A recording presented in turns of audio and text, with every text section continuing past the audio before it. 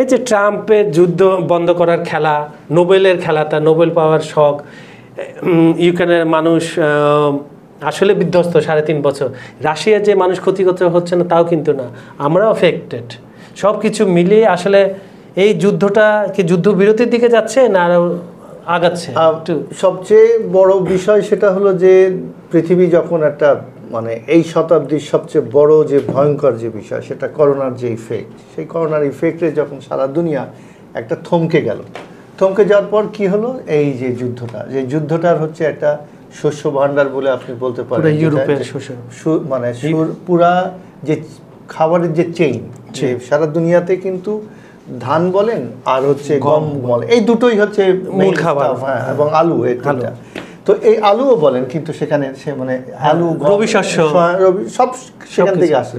তো সেইখানে একটা মৌচাকে ঢিল মারার মতো একটা অ্যাটাক করা হলো, অ্যাটাক করার পর হলো সারা দুনিয়াতে এই চেইনটা ভেঙে গেল। ফলে হলো কি যে মানুষের যে স্বাভাবিক জীবন, সেই জীবনটা তো অনেকটাই তছনছ হয়ে গেল। এই যে দুই পড়শির ভিতরে যে একটা বড় রেষারেষি যে যুদ্ধ, সেই যুদ্ধের কিন্তু মূল কারিগর আবার আরেকজন যে বাইরে থেকে খেলছে। এর ফলে হচ্ছে কি যে এইটা শান্তিটা কতটুকু আসবে